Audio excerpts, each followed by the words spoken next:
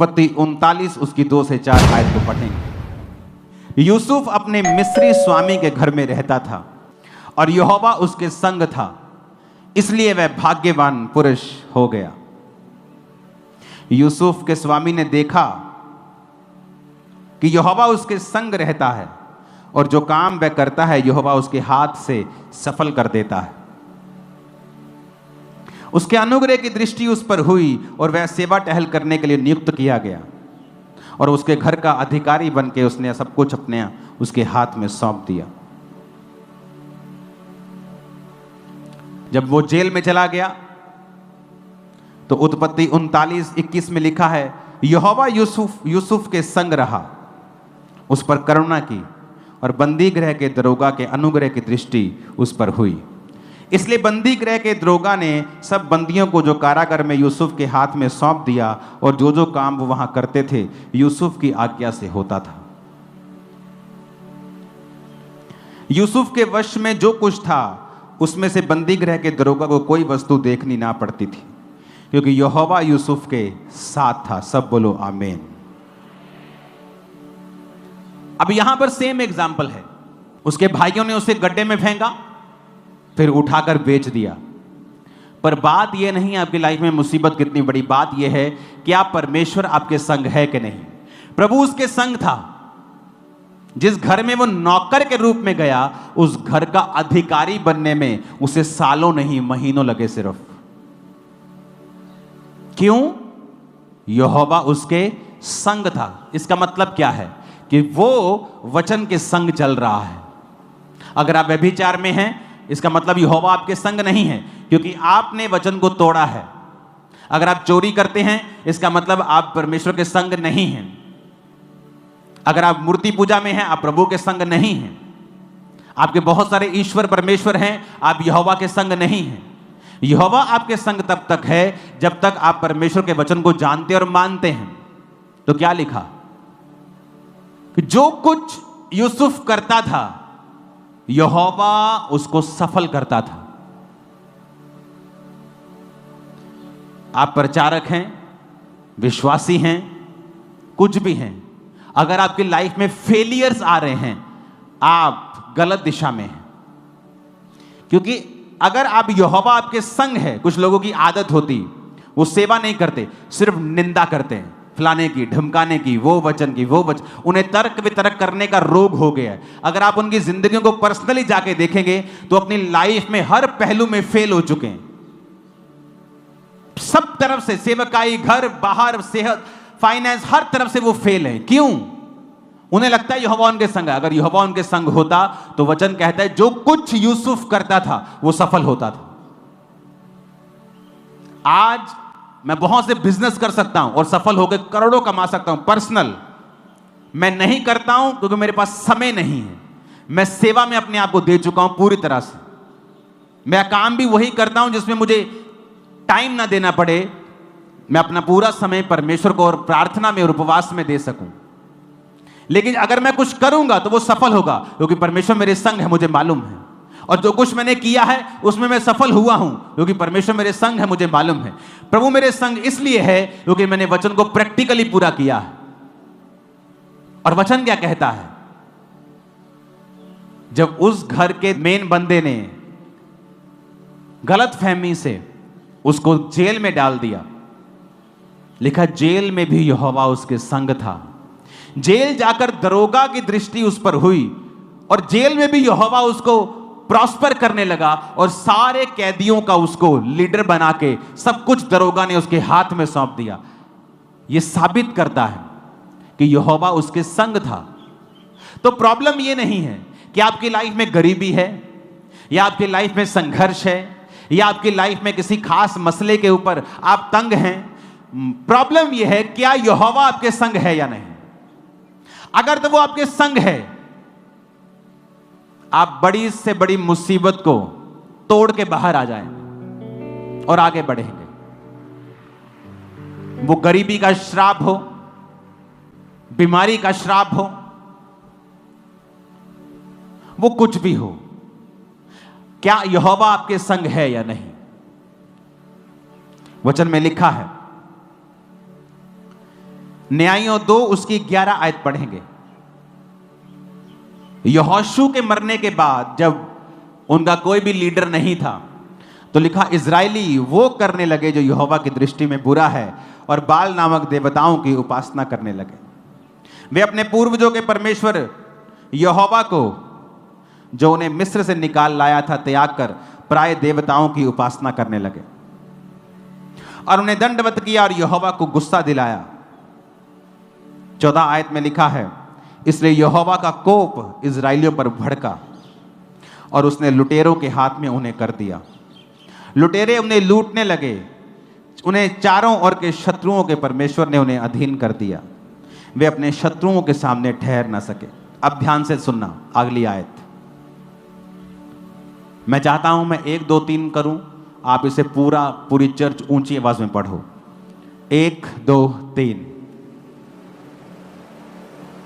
जहां कहीं वो बाहर जाते थे, अब बोलो ऊंची आवाज में, अपने पड़ोसी के कानों में भी बोलो, बोलो जहां कहीं। बोलो अपने पड़ोसी को। कोई लिखा है कि सिर्फ इस साइड या उस साइड? जहां कहीं, मतलब एनीवेयर।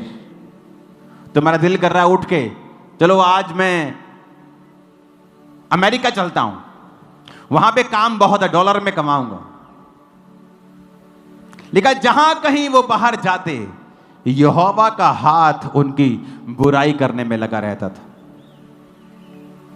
जैसे यहोवा ने उनसे कहा था और शपथ खाई थी, इस प्रकार वो बड़े संकट में पड़ गए। अब बात यहां पे है, जब वो परमेश्वर से मुड़ गए, जब तक तो यहोशू था, बल्ले बल्ले हो रही थी। जब यहोशू चला गया, 110 साल का होकर सो गया, मर गया, अब फिर से लिखा वो वही करने लगे। अब जब वही करने लगे तो लिखा जहां कहीं, जिधर कहीं वो बिजनेस करने जाते थे, वो काम करने जाते थे, नौकरी करने जाते थे, युद्ध लड़ने जाते थे,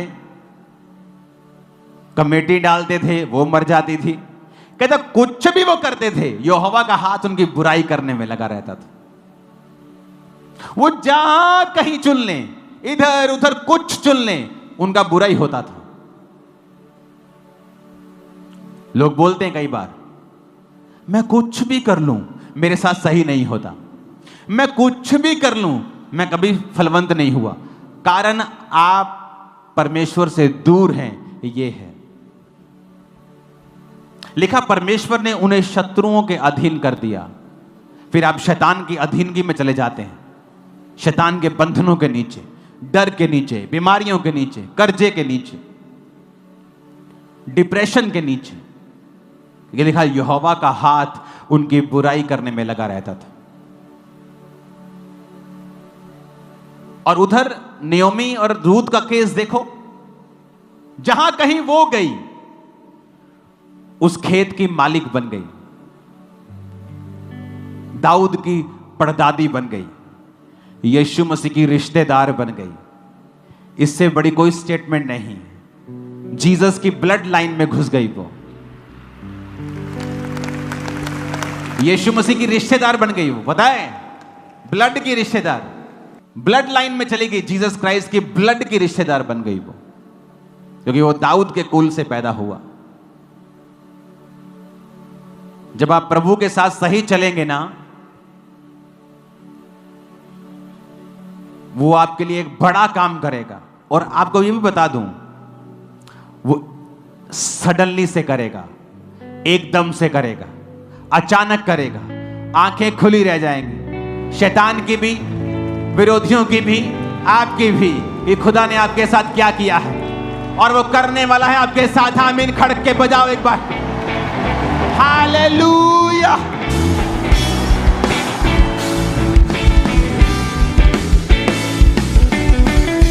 आमीन। आप सीक्रेट भेद समझ रहे हैं कि नहीं समझ रहे? कि आप कुछ भी कर लें, फिर जब आप वचन के खिलाफ हैं, आप कुछ भी कर लें, आप वहां नहीं पहुंच पाए। आप वचन के साथ हैं, यहोवा के साथ हैं, प्रभु के साथ हैं, आप कुछ भी कर लें, सरसरी चली गई खेत में और डर रही थी वहां पे कि दूसरे मजदूर मुझे मारे ना, मुझे भगाए ना, ये ना जानते हुए कि इन खेतों की मैं खुद एक मालकिन बनने वाली हूं कुछ ही दिनों के बाद। एक बड़ा काम मैं भविष्यवाणी करता हूं आप और आपकी संतान के जीवन में परमेश्वर करने जा रहा है। आमीन। साथ चाहिए और ऊंचे चाहिए और हाथों को उठा के चाहिए।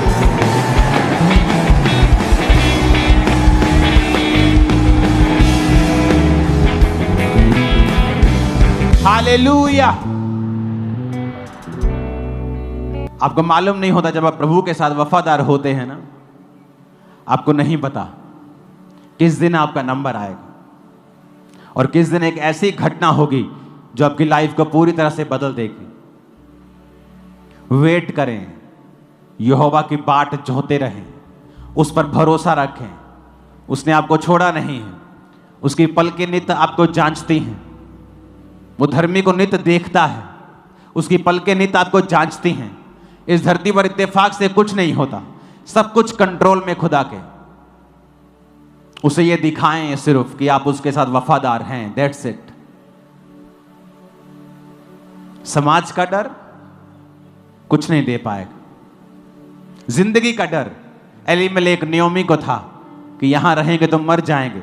अरे नहीं, वहां रहे तो मर गए, यहां रहे तो जी जाते तुम लोग। जीसस में परीक्षा आती, मसीहत में परीक्षा आती तो मरते नहीं, लेकिन भाग के जो परीक्षा आएगी उसमें तुम मर जाओगे। अपने पड़ोसी को बोलो खुदा के साथ वफादार रहे। फिर से बोलो ऊंची आवाज, आमीन।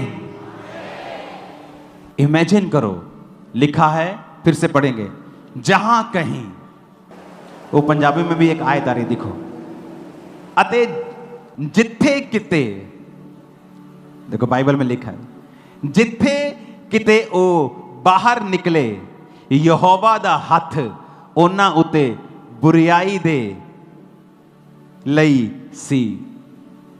जिथे किते ओ बाहर निकले लिखिया, जिथे किते ओ बाहर निकले यहोवा दा हथ ओना उते बुरियाई दे लई सी। जिकर यहोवा ने आख्या सी ते ਉਹਨਾਂ ਦੇ ਨਾਲ ਸਹੁੰ ਖਾਦੀ ਸੀ ਤੇ ਉਹ ਬਹੁਤ ਔਖੇ ਹੋਏ। ਬੰਦਾ ਕਹਿੰਦਾ ਨਹੀਂ ਯਾਰ ਔਖੇ ਹੋਏ ਪਏ ਆ ਜ਼ਿੰਦਗੀ 'ਚ, ਮੁਸ਼ਕਲ ਹੋਈ ਪਈ ਹੈ ਯਾਰ, ਬਾਲਾ ਟਾਈਟ ਹੋਏ ਪਏ ਆ। ਟਾਈਟ ਹੋਣ ਦੀ ਲੋੜ ਨਹੀਂਗੀ, ਵਫਾਦਾਰ ਹੋ ਜਾਓ ਰੱਬ ਦੇ ਨਾਲ, ਖੁੱਲਾ ਖੁੱਲਾ ਲੱਗੇਗਾ ਤੁਹਾਨੂੰ ਬਹੁਤ। ਟਾਈਟ ਹੋਣ ਦੀ ਲੋੜ ਨਹੀਂਗੀ। आप ਤੁਹਾਨੂੰ लगता है कि परमेश्वर ने ਤੁਹਾਨੂੰ टाइट होने लिए चुनिया? कई पास्टर्स को लगता है अगर वो गरीब रहेंगे, कर्जाई रहेंगे तो तभी परमेश्वर उनके साथ खुश है। बाइबल कहती जिसके तुम कर्जदार हो उसके तुम नौकर हो, जिसका तुमने पैसा देना है ना उसके तुम नौकर हो। प्रभु नहीं चाहता तुम किसी का नौकर बनो। इसको कूल मत समझो, गरीबी को, यह कूल नहीं है। यह सिर्फ शब्दों में कूल लगती है नहीं। यीशु मसीह के लिखा 7 में औरतें होती थी, अमीर औरतें, जो अपनी संपत्ति से उसकी सेवा करते थे। अगर वो परमेश्वर है तो क्यों उसने उनकी संपत्ति से सेवा करवाई? नए नियम में आपको हुक्म यह है कि आप टाइट से भी ज्यादा बोएं। आपको मालूम है टाइट तो एक कवनेंट है, इस पे तो बहस करना मूर्खता है, क्योंकि ये तो नए नियम से, पुराने नियम से भी पहले था। ये तो कवनेंट है आपके साथ। आप अब्राहम के अगर संतान नहीं है, आप टाइट के खिलाफ बात करेंगे क्योंकि आप है ही नहीं उस कवनेंट में, आप उसके पुत्र पुत्रियां है ही नहीं। अब्राहम के कवनेंट में जो है, जो अब्राहम के बेटे और बेटियां हैं, उसने मल्कीसदिक के याजक को दिया था। और जो नए नियम के टाइट है, जो नए नियम का बोना है, वो अकेला टाइट नहीं, लोग अपनी संपत्तियां लाके बोते थे। और नए नियम में आप याजक को टाइट नहीं दे रहे हैं कि वो अपनी जिंदगी में कोई घर ना ले, आप चर्च को दे रहे हैं। मैं आपके टाइथ का टाइथ नहीं ले रहा हूं, मैं आपका टाइथ नहीं ले रहा हूं, मैं अपनी पर्सनल जिंदगी आपके टाइथ से नहीं बिता रहा हूं, मैं अपने बिजनेस से ले रहा हूं। तो आपका जो टाइथ, आपका जो 20% 30% आप दे रहे हैं, वो चर्च के कामों के लिए चल रहा है। हालेलुया। नए नियम में विश्वासियों ने, पौलुस ने कहा है, हर एक व्यक्ति अपने अपने आमदनी के अनुसार हफ्ते में अपना चंदा निकाल के रखे। कैसी होती मीटिंग्स बड़ी बड़ी? अगर चर्च मीटिंग्स करेगी तो ये खर्चा कैसे करेगी? ये खर्चा नहीं रोक सकते, कंस्ट्रक्शंस नहीं रोक सकते, तो फिर मीटिंग्स कैसे होंगी? क्योंकि लोग आगे आते हैं कि ठीक है मैं ये खर्चा उठाने के लिए तैयार हूं। पार्टनर्स होते हैं, हाँ मैं ये खर्चा उठाने के लिए तैयार हूं। कितने मेरी बात को समझ रहे हैं? आपके लिए एक राह खुला है बोने का, और शैतान को पता है आपका बोना एक्यूरेट प्लेसेस के ऊपर जा रहा है, और कैसे रूहें बच रही हैं, कैसे लाखों करोड़ों लोग यहां क्रूसेड होते, यहां मीटिंग्स होती, लोग ऐसे ऐसे देशों में स्क्रीन्स लगा के हजारों की गिनती में गलियों में बैठे और लाइव क्रूसेड अटेंड कर रहे हैं, जिनको यहां का वीजा नहीं मिलता है, इंडिया का, जो दूर है बहुत। वो रूहें बच रही हैं, तो उसका असर आप पर भी हो रहा है जो बो रहे हो, आप पर भी हो रहा है जो प्रेयर कर रहे हो, आप पर भी हो रहा है जो फास्टिंग कर रहे हो। इसके खिलाफ सिर्फ दुष्ट आत्मा है वो जो जा सकता है, कोई खुदा का सच्चा खादिम इसके खिलाफ नहीं जाएगा। हालेलुया। फिर से वो वचन पढ़ेंगे हम। अते जिथे किते, बोलो जिथे किते, हिंदी में बोलो, बोलो जहां कहीं। देखो किन्ना, अगर वचन एक लाइन वचन दी समझ आ गई ना, तो जिंदगी सफल हो जाएगी साडी। लिखे जिथे किते वो जांदे सी, यहोवा दा हथ उन्हां दी बुराई करन च, उन्हां दा नुकसान करन च लगा रहिंदा सी। ते रूत बारे वो की लिखदा? 3 आयत पढ़ेंगे रूत की। कहता जिस खेत में वो संयोग से गई, जिस खेत में जो चली गई, लिखिया वो बोझ दा निकलिया। गई तो नौकरानी दे रूप दे विच सी, नौकरां तो भी थल्ले सी, पर उन्होंने पता नहीं सी वो मालकना उत्थे दी। तुही बहुत वड्डी बरकत पाने वाले हो, आत्मिक ते शारीरिक दोनों। पर एक कंडीशन है आपके, क्या यहोवा आपके संग है? क्या आप यहोवा को किसी आशीष के लिए मान रहे हो, या आपने सचमुच अपना जीवन परमेश्वर को दे दिया है? जिदा आस है, और ये आस कि अपनी सास को बोला हुआ है कि ठीक है मैं तेरे नाल रवांगी, पर तू ना मेरा ब्याह करा दिया अपने किसी रिश्तेदार ना। उसने नहीं कहा, उसने कहा मैं तेरे संग रहूंगी, मैं तेरे संग रहूंगी। और जाके शरीर में मसला हल नहीं किया। आज बहुत से क्रिश्चियंस पॉलिटिशियंस, पास्टर्स मसलों को शरीर में हल करना चाहते हैं, जबकि आप और मैं आत्मिक जिंदगी में बुलाए गए हैं, जहां हमें स्पिरिचुअल लाइफ को पहले फुलफिल करना है। आमीन। रूत की पुस्तक को मैं खोल रहा हूं आपको एक चीज पढ़ाने के लिए। रूत की पुस्तक अगर आप खोलेंगे, न्यायों के बाद आपको मिलेगी। न्यायों में आपने अलग अलग लोगों को पढ़ा होगा, उसके बाद रूत आती है। एक चीज मैं आपको पढ़ाना चाहता हूं, यह भी बड़ी जबरदस्त है, यह आपकी लाइफ में एक आस को पैदा करेगा। रूत 3 उसकी 13 में लिखा है, बोaz ने रूत से विवाह कर लिया और वह उसकी पत्नी हो गई, और वह उसके पास गया और यहोवा की दया से उसको गर्भ रहा और उसके एक बेटा उत्पन्न हुआ। स्त्रियों ने नयोमी से कहा, यहोवा धन्य है जिसने तुझे आज छुड़ाने वाले रिश्तेदार के बिना नहीं छोड़ा, इज़राइल में इसका बड़ा नाम हो। यह तेरे जी में जी लेने आने वाला, तेरे बुढ़ापे में पालने वाला हो, क्योंकि तेरी बहू जो तुझसे प्रेम रखती और 7 बेटों से भी तेरे लिए श्रेष्ठ है, उसी का यह बेटा है। नयोमी उस बच्चे को गोद में उठाकर उसकी धाय का काम करने लगी। उसकी पड़ोसिनों ने यह कहकर नयोमी के एक बेटा उत्पन्न हुआ है, लड़के का नाम ओबेद रखा। यिशै का पिता और दाऊद का दादा वही हुआ। आपने ध्यान से पढ़ा? आपने ध्यान से नहीं पढ़ा। 17 को पढ़ेंगे फिर से। 17 से पहले 13 को पढ़ेंगे ऊंची आवाज में। 1 2 3 बोलूंगा, ऊंची पढ़ना, ओके? 13 को पढ़ेंगे। 1 2 3 क्वायर पढ़ना इसको। तब बोaz ने रूत से विवाह कर लिया। 1 मिनट, दूल्हा कौन भाई? बोलो ऊंची आवाज, बोअज। दुल्हन कौन है? रूथ। दूल्हा कौन? मैं छड़ना नहीं, तो टीचर है मैं थोड़ा आज, जब तक तुम ऊंची आवाज नहीं बोल। दूल्हा कौन? दुल्हन कौन? रूथ। 17 लिखिया, वो पढ़ांगे। और उसकी पड़ोसिनों ने यह कहकर, नायोमी का एक बेटा उत्पन्न हुआ है। पुत्र किदे होया? बेटा किसका? किसको बोल रहा है? बेटा किसके हुआ? पर बेटा किसके हुआ था? रूत के। 13 आयत को फिर से पढ़ेंगे। बोअज ने रूत से विवाह कर लिया और उसकी पत्नी वो हो गई। यहोवा की दया से उसको गर्भ रहा और उसके बेटा उत्पन्न हुआ। पर वो बेटा कहलाया किसका? नयोमी का। क्यों? क्योंकि परमेश्वर ने जो नयोमी से छीन लिया था उसको वापस कर दिया। नयोमी सपने में भी सोच नहीं सकती थी, जब उसका पति मर गया, उसके दोनों बेटे मर गए, कि कहीं फिर से कहीं मेरी जिंदगी आबाद हो जाएगी। अब सामने डिसीजन ले लिया कि मैं यहोवा के साथ वफादार रहूंगी।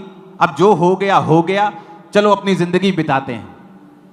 पर मैं आपको फिर से बताता हूं, परमेश्वर आपकी राख जैसी जिंदगी में से भी एक खूबसूरत जिंदगी पैदा कर सकता है, जो आपकी सोच समझ से परे होगी। आपको वफादार रहना पड़ेगा। वफादार, वो वाला वफादार नहीं, अगर 7 हफ्तों में आशीष नहीं मिली तो कहीं और चली जाऊंगी। बच्चा रूत के हुआ, पड़ोसन कहती तेरे हुआ नयोमी, तेरे पुत्र हुआ, ओबेद नाम रखा। यश्य का डैडी और दाऊद का दादा वही हुआ। क्यों कहा? परमेश्वर जानते हैं उसका बेटा, वो उसकी धाय का काम करने लगी, उसकी दाई बन गई। वो सब, वो उसी को पालने लगी, उसी को दूध पिलाने लगी, उसी को पालने लगी, उसी को वो खिलाने लगी, उसी को पिलाने लगी, सब कुछ वो करने लगी उस बच्चे का। पैदा वो रूत से हुआ, कहलाया नयोमी का, क्योंकि परमेश्वर ने उसको गिफ्ट दिया कि तू मेरी स्पिरिचुअल लाइफ में मेरे साथ तू वापिस आई है नयोमी, ये ले, मेरी ओर से तुझे एक गिफ्ट देता हूं जो तुझे कोई नहीं दे सकता था।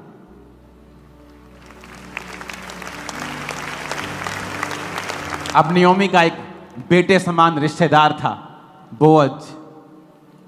7 बेटों से भी उत्तम एक बहू थी, रूत।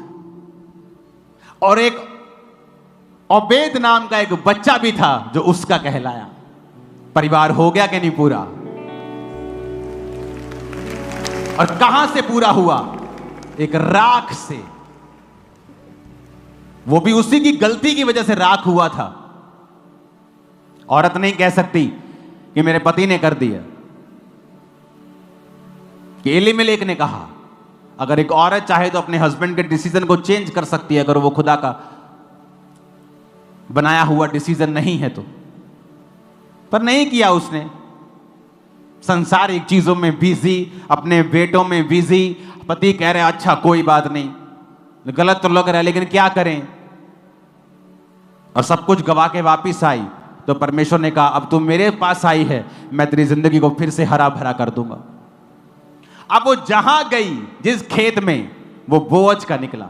और यहोवा दूसरी तरफ कहता है, इजरायली जब मुझसे फिर कर और परमेश्वर को मानने लगे, तो लिखा यहोवा का हाथ जहां कहीं वहां जाते, जहां कहीं, जिथे किते, जहां कहीं वो जाते थे उनकी बुराई करने में लगा रहता था। तो क्या मैटर करता है? मैटर यह करता है कि मेरी लाइफ में मैं प्रभु के साथ वफादार हूं कि नहीं हूं।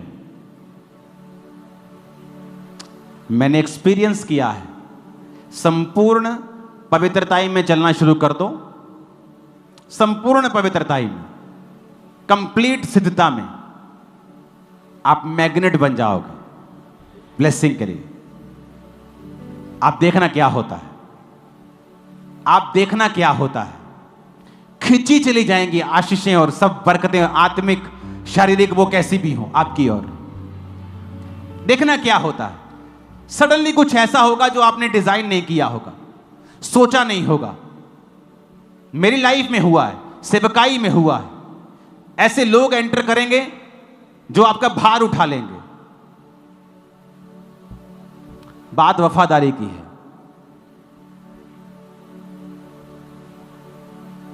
इमेजिन करो आप जहां कहीं जा रहे हैं सफल हो रहे हैं, क्योंकि खुदाबंद आपके साथ है। और जब परमेश्वर आपके संग नहीं, जहां कहीं आप जा रहे हैं आपको पता है कि परमेश्वर आपके संग नहीं, तो रिजल्ट क्या होगा अब आप निकाल लेना। God bless you all. मेरा बिलीव है आप लोग इस वचन को समझ चुके होंगे और अपनी जिंदगी परमेश्वर के साथ तौबा करते हुए बिताएंगे। अगर वो नयोमी को, उस छूछे हाथ वाली, खाली हो चुकी, कड़वी हो चुकी नयोमी को फिर से हरा भरा कर सकता है, वो आपको भी हरा भरा करने वाला है। कोई भी आपकी कंडीशन नयोमी से बुरी तो नहीं होगी। ना पैसा, ना पति, ना बच्चे, ना घर, ना अपना देश, और मुड़ गई परमेश्वर की ओर। क्या है आपकी प्रॉब्लम? नथिंग। अगर वो उसको सॉल्व कर सकता है, वो आपकी भी सॉल्व कर सकता है। एक वायदा कर ले खुदाबंद के साथ, वफादार रहेंगे, बाइबल पढ़ेंगे, प्रेयर करेंगे, वचनों के साथ फेथफुल रहेंगे, आप नीचे नहीं देखेंगे कभी भी फिर।